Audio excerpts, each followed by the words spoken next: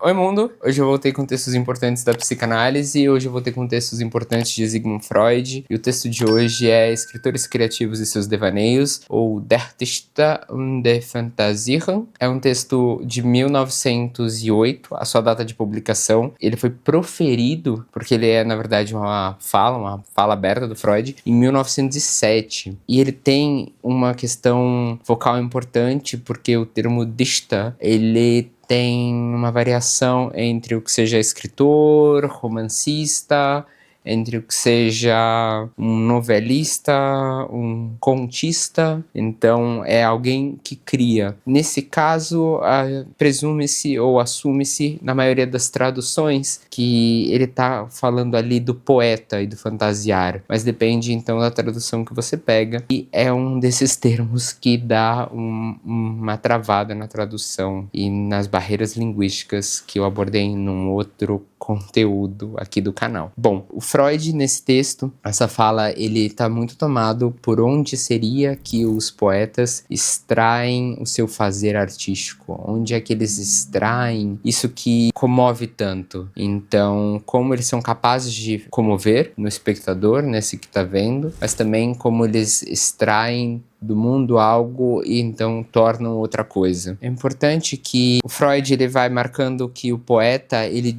diminui a distância entre o que é singular, entre o que é pessoal e o essencial humano. Ele marca isso logo no início do texto, dizendo que, bom, ele pega isso que seria uno, né, seria dele, muito singular, mas ele apresenta de um jeito que toca na essência, se é que existe uma essência humana, então que toca ali em todo um grupo, por isso mesmo passível de identificação, passível de mover tantos afetos, e que o último poeta ele morreria com o último homem. Isso pra gente é muito importante, porque nesse momento a gente já tá falando de um texto de 1908. O Freud ele já tinha lançado a interpretação dos sonhos, e na própria interpretação dos sonhos ele já tinha marcado uma questão importante, que é essa construção narrativa, essa construção de um saber sobre aquilo que se sonha, essa construção então que se dá por via da linguagem. Linguagem é essa também que constitui o sujeito. E aqui ele também vai já mesclando com a teoria dele clínica, né? Não só os textos sociais ou esses textos de arte que eu também incluo aqui como textos mais sobre o social, mas sobre a teoria clínica. E aí a gente tem a ideia de que é uma tradução, é como traduzir, não se trata de compreender, não se trata de apreender nada, não se trata de tentar explicar, mas uma tradução, justamente porque a tradução ela engendra um ponto no outro. Você vai traduzindo e um ponto por si só ele vai amarrando em outro, e assim vai se fazendo essa teia, essa construção. E isso depois tem muito a ver com o que o Jacques Lacan vai falar sobre a cadeia de significantes, a cadeia que forma o dizer do S1, S2 e por aí vai, e que, de novo, estrutura o dizer, estrutura o sujeito falante. O Freud vai colocar que toda criança, ela tem essa ideia, essa possibilidade de pegar algo do mundo e reordená-la, poder colocar então numa nova ordem, que este criar ele é uma reconstrução a partir de algo, né? Então se pega algo e cria-se a partir disso, e que a criança leva muito a sério a sua brincadeira. Fato esse que o adulto depois olha para trás e ri, porque ele próprio não entende, peraí, por que eu levava tão a sério as minhas brincadeiras? Mas é sério, né? É muito sério. O brincar infantil é muito sério, e depois um outro autor que vai tratar bastante isso é o Winnicott, e que uma diferença muito importante para nós, pensando em algum tipo de saúde mental, é que a diferença entre o brincar não seria a seriedade. Não é brincar e seriedade, mas brincar e realidade. E aqui o Freud ainda está com aquela concepção de que existiria uma realidade mais comum, algo mais palpável a todos, ou algo que ele depois vai chamar de um chão de realidade. E para nós o importante é que o poeta, nesse texto o Freud vai marcar, né, depois que o poeta ele também faz isso, que ele cria um mundo que se distingue da realidade, que ele pega coisas da realidade, ele reordena e cria um mundo possível. E acrescenta que, bom, esse adulto, ele Depois, por pressões, ele tende, né, quando nós crescemos, a descredibilizar essa criação, essa possibilidade de ordenação. Então, é o próprio movimento do desenvolvimento, ou do mal-estar na civilização, texto de 1937, que vai fazer essa supressão, esse recuo. Porque o adulto, ele não deixa as fantasias tão expostas. A criança, ela tá ali brincando, a gente tem noção do que ela tá brincando, a gente pode ver, a gente pode entrar na brincadeira, mas o adulto, ele se envergonha do seu fantasiar. É mais difícil o adulto falar do seu fantasiar. Ele às vezes traz um pouco do seu fantasiar por via dos xistes, um comentário aqui e ali, mas ele não fala tanto dos seus fantasias, dessas outras realidades, dessas outras reordenações, quanto uma criança é capaz de falar, de viver, de levar a sério isso. Então, nisso a gente também pode pensar na ideia do brincar infantil, do ser adulto, e de como se isso fosse legítimo ou desejável, porque as crianças, elas brincam de ser adultas, as crianças, elas brincam desse amadurecimento, elas brincam desse desenvolvimento, não gosto desse termo, mas elas brincam de ser adultas, e isso para os adultos é normal, mas não é normal um adulto brincar, não é usual, não é recorrente, e isso é algo que seria bem interessante. A época do Freud, ele pôde ter um deslumbre maior disso, olhando para aquilo que ele chamou dos doentes dos nervos, que deixavam essas outras realidades tomarem conta, que deixavam esses outros ordenamentos fazerem então em si a realidade. Aqui fazendo uma inferência não muito clara a questão das histéricas, por exemplo, que faziam todos os seus inúmeros sintomas, fazendo aos psicóticos que ele não atendeu, os psicóticos, mais a dúvida se ele atendeu, e de certa maneira ele sempre bordejou o tema das psicoses, então tem algo aí, mas que os doentes dos nervos, eles traziam mais claro, menos velado, esse aspecto do que é o fantasiar, disso que todos nós fantasiamos, mas que a gente não divide, que a gente não sai por aí compartilhando as nossas fantasias. O Freud, ele vai marcar que toda fantasia é a realização de um desejo. Toda fantasia, nesse momento, ele entende como sendo uma solução viável para um desejo. Então, foi o melhor cenário que a pessoa conseguiu criar, fantasiar sobre algo que diz do desejo dela. Então, é uma fantasia que diz do desejo dela. Já que ela não pode ter acesso a isso que ela deseja, ela pelo menos pode fantasiar sobre algo que dá a dica do desejo dela. Assim como um sonho vem cifrado, assim como um sintoma vem cifrado. Ali tem algo do sujeito, e algo que justamente é esse traduzir, é esse levar o sujeito a falar, levar o sujeito a criar, levar o sujeito a desenvolver. O Freud, nesse texto, ele vai trazer uma coisa meio...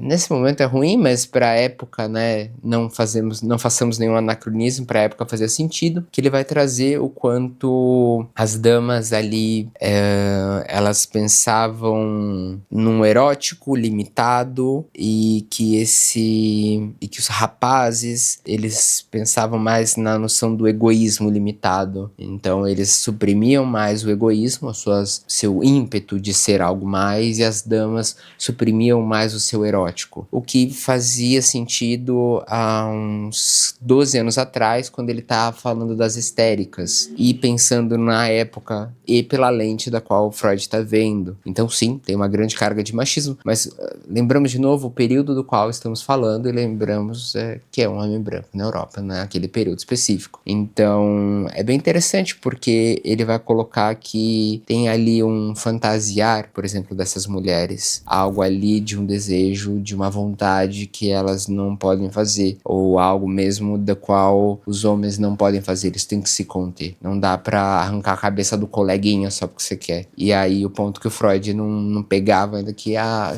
dama também pode estar pensando em arrancar a cabeça de alguém, tá tudo certo, não tem nada de patológico nisso. Bom, ele também vai tratar dos 3 tempos do fantasiar. Isso pra gente é muito legal, porque ele já instaura essa noção de um tempo que não é linear, e que o sujeito, ele tá no momento da agora, ele vai pro passado, toma algo para poder reconstruir, visando um futuro, um fantasiar de algo que não é, e retorna a si. Ou seja, você cria a partir da ida ao passado. Você pega algo do passado e com isso você cria algum afeto, alguma memória, algum traço, alguma coisa que tomou, e ali do passado você vai adiante, né? Você vai então poder criar algo, e isso enlaça os 3 tempos. Isso enlaça justamente essa noção do tempo não duro e que tem profunda relação com o desejo, porque se vai fantasiar um lugar no qual o desejo pode ser atendido, né? No qual aquele objeto vai minimamente dar conta do desejo. E aí, uma citação direta do Freud que eu queria trazer é: as fantasias são as mais próximas preparações anímicas dos sintomas de sofrimento, dos quais queixam-se nossos doentes. Então, vamos pensar na ideia de que a gente está falando sobre esse criar, sobre um criar que está sustentado numa linguagem, um corpo que está sustentado numa linguagem. A gente está falando ali sobre essas fantasias como algo que tem profunda relação com o que interessa ao sujeito, com o que é interessante a esse sujeito, com o que dá pistas do desejo dele, como sonho, como sintoma, como xiste, né? E esse fazer poético ali, ele tem uma forte influência. Então, as fantasias, elas, quando a gente cresce, tem a vergonha, tem o recalque, tem essa vontade de apagar isso, né? Apagar esse espaço que não quer se compartilhar, que não quer que seja público. Inclusive, brincar pro adulto é mais difícil. E felizes são, né, no final de análise, se leva muito menos a sério a si mesmo e você brinca mais, né? Essa ideia, você se permite surpreender-se, e isso tem profunda relação com esse criar, porque é um brincar com a linguagem. O Freud, ele teve uma passagem literária bastante importante, ele gostava muito de ler, e ele vai chamar atenção para, por exemplo, como existem contos heróicos, como se sonhou com heróis que podiam tudo, heróis no qual o eu não tinha limite, mundos onde existe o bem e o mal, uma coisa ali bastante dura, bastante maniqueísta, onde é tudo mais bem estabelecido. Vamos pensar nas narrativas dos filmes da Disney, né? Tudo muito definido, não tem tons medianos, né? É o bom e o mal, heróis que podem tudo, e esse lugar que dá conta da insatisfação da realidade, que a realidade, ela não tem esse controle todo, não tem essa definição toda. A realidade, né? O mundo aqui compartilhado, ele é um pouco mais complexo, ele é um pouco mais, eu diria, interessante, porque ele é muito mais rico, né? Nesse sentido de complexidade, né? Mas o Freud, ele vai propor então que o autor, ele consegue dividir o seu eu em diferentes partes, e que dessas partes ele consegue criar que esses mitos, que essas sagas, que essas escritas, e que a gente vê de tempos em tempos o que tá no hype, eles dizem justamente de um povo, de um lugar, de um período. Então, poder olhar para a escrita é poder olhar para um povo, de um lugar e um período da história específico. Isso é genial. E poder vislumbrar ali o que mais ou menos tem de comum, porque existe sempre a singularidade, mas que talvez algumas coisas sejam comuns pelo menos em termos. Um exemplo, assim como a morte é comum, mas vai ser narrativizada em diferentes períodos, de diferentes lentes, mas cada um vai senti-la de maneira extremamente diferente. Então a gente sai do macro pro micro, pro específico, pro subjetivo. E o Freud, ele marca também o quanto ali sai o poeta, ele tira de um dizer usual para um dizer poético, que esse trabalho do poeta, ele diminui a parte egoísta, então ele diminui a parte narrativa no sentido é sobre mim, e consegue transformar isso em algo que conquista o outro, que faz ali um laço, né? E esse laço, ele apostava que estava muito no que ele definia como sendo a estética, que a partir de uma estética, esse poeta, ele conseguia criar algo que dizia de maneira metaforizada sobre algo do período e que tocava vários. Não à toa, por exemplo, ele vai se valer do Édipo, ele vai se valer do texto Homem de Areia para escrever O Estranho. Existem textos que ele toma, ele pega emprestado para poder representar algo ali que tá tá no geral, que tem uma recorrência. Então ele pega histórias específicas, porque ele aposta que essas histórias específicas, elas são justamente fruto de um período, fruto de algo e que elas têm ali indícios do que seja uma realidade humana. E que nós, que vamos lendo, a gente ganha prazer a partir de um prazer preliminar e que também liberamos atenção. Nós, via literatura, a gente vai podendo viajar nesse mundo, a gente vai podendo ter acesso a outras coisas, a outros tipos de narrativa, a gente se identifica com o que a gente tá lendo e aí a gente vai podendo sonhar outros futuros para nós, a gente vai podendo fazer outras coisas com essa criação. E talvez o mais importante, que aqui eu não sei se eu deixo claro, mas é essa ideia do quanto o fazer artístico, o fazer poético, o fazer da escrita, ele tem algo de incrível importância, incrível potência, porque ele consegue pegar uma parte da energia do sujeito, deslocar para uma narrativa, para uma escrita, para um outro lugar, para uma criação, que não é um sintoma no próprio corpo, mas um sintoma que pode ser compartilhado, que pode ser ali, então, trazido, né, com outras pessoas, trazido ao social de uma maneira construtiva e propositiva, e que esse trabalho, ele justamente, ele se dá porque o sujeito, ele consegue tirar um grande investimento narcísico, né, não falar porque eu isso e aquilo e ficar meramente numa narração puramente descritiva, mas levar para um outro lugar, para um lugar muito mais envolvente, para um lugar onde ele pode tocar, onde ele pode ali enlaçar o outro. Então, como uma boa conversa que te leva a querer mais. E o processo de uma boa escrita, se é que é uma boa má escrita, mas uma boa escrita por Freud, ele estaria muito localizado nisso, nessa ideia de você poder escrever a fazer laço, escrever a tocar o outro, escrever a produzir, então, afetos, e a que esse outro queira mais, queira fazer outra coisa, que ele termine a leitura, então, fortemente tocado. Bom, esse era o vídeo de hoje, muito obrigado para quem viu até aqui, acabou ficando muito mais longo do que eu imaginava, mas é isso, até a próxima.